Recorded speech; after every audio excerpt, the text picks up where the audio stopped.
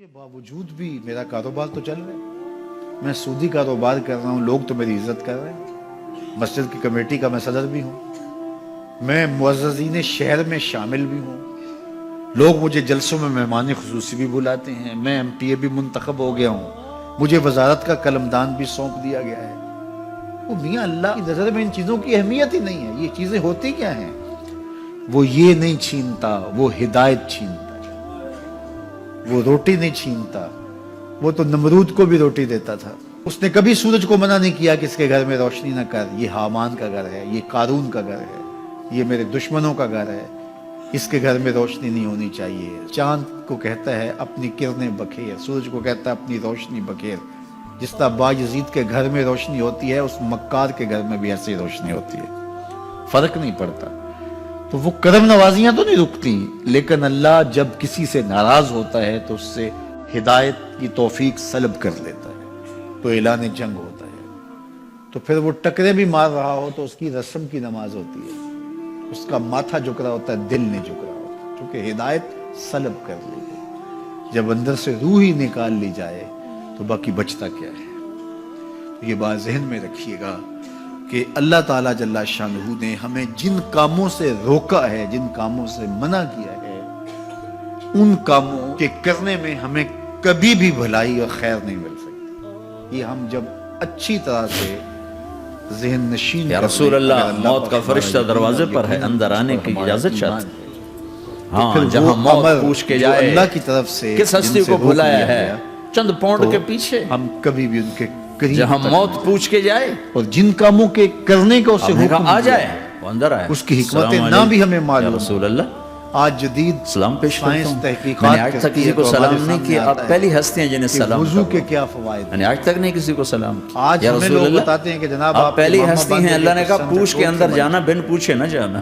آج دنیا تحقیق یا اور رسول جستجو اللہ، کر کے مجھے حکم ہے کہ نماز آپ اور سے دوران پوچھوں، خون آپ جانا چاہیں تو میں لے جو ہے جاؤں، وہ نماز اور کی رہنا چاہوں تو برکتیں میں اور چھوڑ کے کتنی واپس بیماریوں چلا سے جاؤں۔ نماز کے ذریعے سے طارق بچنے جمیل سے کی کوئی کہانیاں پوچھے، سناتے ہیں۔ آپ سے کوئی پوچھے، اچھی بات ہے، پوچھا نماز جا سے رہا ہے، صحت موت پہ اثر پوچھ رہی پڑتا ہے۔ کہ یہ آؤں اچھی کہ نہ بات ہے آؤں۔ کہ وضو سے بہت ساری بیماریوں سے آپ نے نجات کہا ملتی ہے۔ اگر میں اجازت دے یہ دوں تو اچھی میری بات جان ہے کہ نکالو سر گے؟ پہ ہاں جی امامہ باندھ نکالوں لے گا۔ تو سن سٹروک سے بچ جاتے ہیں۔ تو آپ نے جبریل کو یہ دیکھا، اچھی بات کیا ہے کہتے ہو؟ کہ آپ روزہ رکھتے ہیں تو کیا کہتے ہو؟ کینسر جیسے تو جبریل امراض نے عرض سے کیا، آپ کا رسول اللہ، بچاؤ ہوتا ہے۔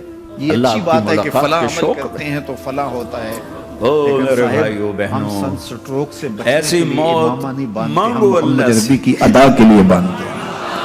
جب جا رہے ہیں تو اللہ دوران خوش ہو خون رہا کے لیے نماز نہیں پڑھتے، ہم رب ایسی کے حضور موت نہ سجدہ ہو ریزی کے لیے اس جیسے کے حضور اپنی نیاز مندیوں بھاگا کا سر ہوا جھکاتے مجرم ہیں۔ پکڑا جاتا ہے، تو حکمتیں بھی ہیں، وہ ہتھکڑیاں لگا برکتیں کے جیل ذیل میں لایا آتی جا ہیں۔ رہا ہے۔ تو یہ بات ایسی ذہن موت میں مانگو رکھیے گا۔ داؤد غزنوی کا اور ایسی زندگی گزارو۔ وزیر اس سے حسد کرتے ہوتے تھے کہ اس میں کیا خصوصیت ہے کہ بادشاہ اسی کو اہمیت دیتا ہے۔ ایک دن موت بادشاہ ہمارے نے لیے کوئی رحمت تربوز کاٹا، اللہ خوش ہو کوئی رہا۔ خربوزہ کاٹا یا کوئی اور ایسی چیز تھی، اور جب ساتھ تو جس کو بھی دیا تو وہ کڑوا تھا تو اس نے چوہی چکھا تو پھینک دیا، اور پھر بلایا یاس کو اور اس کو کاٹ کے اس کی پھانک دی، تو ایسے لطف سے کھانے لگا کہ جیسے اس سے لذیذ کبھی پھل زندگی میں دیکھا نہ ہو۔ تو سارے اندر ہنس رہے تھے، ایک دوسرے کو آنکھوں سے اشارہ کر رہے تھے، یہ دیکھو بے وقوف۔ تو بادشاہ رک گیا اور کہا کہ ایاز، یہ جو فروٹ تم نے کھایا ہے یہ میٹھا تھا یا کڑوا؟ کہا بادشاہ سلامت کڑوا۔ تو کہا پھر اتنے ذوق سے کیوں کھایا؟ کہا کہ اس ہاتھ سے میں نے میٹھی نعمتیں کھائی ہیں، آج کڑوی ملی ہے تو تھوک دوں؟ کہا ایسا نہیں ہو سکتا۔ تو میاں کڑوا ہو تو وہ بھی قبول کیا جائے، نفس پہ شاک ہو۔ کڑوی وہ چیز ہوتی ہے جو نفس پہ شاک ہوتی ہے، نفس کرنا نہیں چاہتا، لیکن اس کے باوجود تمہارا دل کہے نہیں یہ مالک کی طرف سے ہے۔ سخت سردی ہے، گرمی کی شدت ہے، پانی ٹھنڈا ہے اور موسم سرد ہے، پانی گرم ہے اور موسم بھی گرم ہے، رات کا پچھلا پہر ہے، تھکے ہوئے ہیں، لیکن آپ اس کے باوجود بھی اپنے رب کے حکم کو بجا لاتے ہیں۔ نفس پہ شاک ہے لیکن سینے میں ٹھنڈ ہی نہیں پڑتی جب اس کے حضور سجدہ ریزی نہیں کر لیتے۔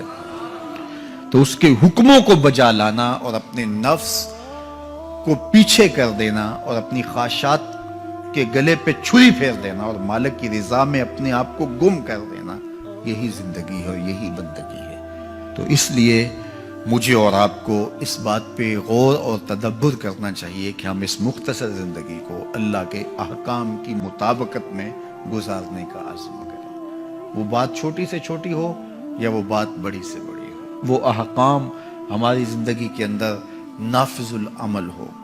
میں پھر وہ بات کہوں گا جو بار بار کہتا ہوں کہ میرے بزرگ ہم سے کہا کرتے تھے، یہ نہ ہو کہ لوگ تمہیں پوچھیں تم کون ہوتے ہو اور تمہیں بتانا پڑے کہ ہم مسلمان ہوتے ہیں۔ فرمایا کرتے تھے صاحب نہ کسی کو پوچھنا پڑے نہ تمہیں بتانا پڑے، تمہاری وضاحت، تمہارا طرز زندگی، تمہارا انداز معاشرت ایسا خوبصورت ہو، تم دور سے آ رہے ہو لوگ پہچان کے کہیں وہ دیکھو محمد عربی کا غلام آ رہا، تم شکل سے پہچانے جاؤ، تم کردار سے پہچانے جاؤ، تم وعدے سے پہچانے جاؤ۔ کتاب کا نام ہے بشر الکئیب فی لقاء الحبیب۔ حضور علیہ السلام کی ملاقات کے حوالے سے یہ کتاب امام سیوطی علیہ رحمہ کی مصنفہ ہے۔ اس میں ایک واقعہ انہوں نے لکھا کہ ایک شخص قبر میں اترا اور نکیرین آئے اور انہوں نے سوال و جواب کا سلسلہ کیا، من ربوں کا، ما دینوں کا۔ اچھا، اس کی داڑھی میں چند بال سفید تھے جن کو وہ مہندی لگایا کرتا تھا۔ تو جب منکر نے کہا کہ من ربوں کا، تو نکیر نے اس کا ہاتھ پکڑ کے پیچھے کھینچتے ہوئے کہا اس سے سوال پوچھ رہا ہے، تو دیکھ نہیں رہا اس کی داڑھی میں اسلام کا نور چمک رہا ہے، اس کی داڑھی میں اسلام کا اجالا تمہیں دکھائی نہیں دے رہا؟ تو تمہاری وضع قطعی ایسی ہو کہ فرشتے بھی دیکھیں کہ یہ حضور کا غلام آ رہا ہے۔ اللہ کے ذکر سے رخ پھیر لے، اللہ کی یاد سے رخ پھیر لے، اللہ کے دین سے اعراض کرے، تو پھر خدا شناسی، قناعت، توکل اور اعمال خیر تو اس سے چھن ہی جائیں گے، اس کو خود فراموشی کے عذاب میں مبتلا کیا جاتا ہے۔ اور قرآن مجید نے ایک دوسرے مقام پہ ارشاد فرمایا وَلَا تَكُونُوا كَالَّذِينَ نَسُوا اللَّهَ فَأَنسَاهُمْ أَنفُسَهُمْ، ان لوگوں کی طرح نہ ہو جانا جنہوں نے رب کو بھلا دیا، وہ بھول گئے، اپنے رب کو بھول گئے، غفلت ایسی طاری ہوئی سویر سے لے کر شام تک اور شام سے سویر تک، دنیا دنیا اور دنیا ہی مقصد حیات بن گیا۔ دنیا میں آئے کس لیے تھے، مقصد کیا تھا، بھول گئے۔ میلہ دیکھنے کے لیے آئے تھے، گھر کا راستہ بھول گئے۔ اللہ اکبر۔ تو فرمایا تم ان لوگوں کی طرح نہ ہو جانا۔ پھر اللہ نے انہیں سزا کیا دی، رزق کے دروازے بند کر دیے؟ نہیں۔ ان کی سانسیں چھین لی؟ نہیں۔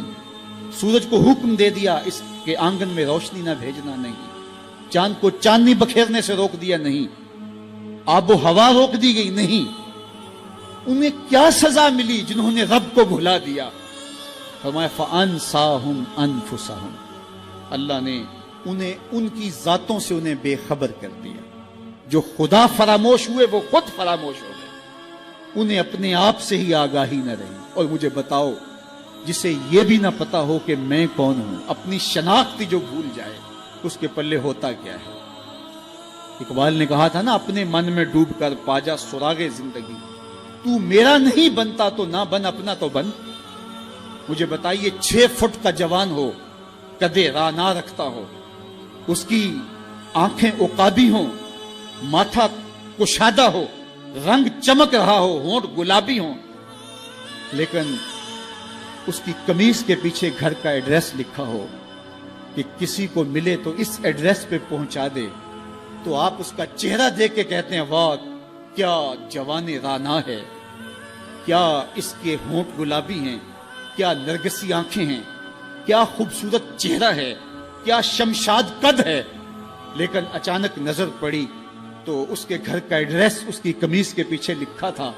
آپ نے کہا میں نے دور سے دیکھا، اس کا تو توازن عقلی ہی ٹھیک نہیں، یہ تو بیچارہ جو ہے وہ پاگل ہے۔ تو قد کاٹ ہونے کے باوجود گھر کا ایڈریس پیچھے لکھ دیا گیا، تو اب ہر کوئی سمجھتا ہے کہ یہ بیچارہ فہم و ادراک کے نور سے خالی ہے۔ قدِ رانا پہ ترس آنے لگ جاتا ہے، اور وہ آنکھیں جن میں ڈوب جانے کو، جھیل جیسی آنکھوں میں غوطہ لگانے کو جی چاہتا تھا، تو اب ترس آنے لگ جاتا ہے کہ یہ بیچارہ تو خود فراموش ہے۔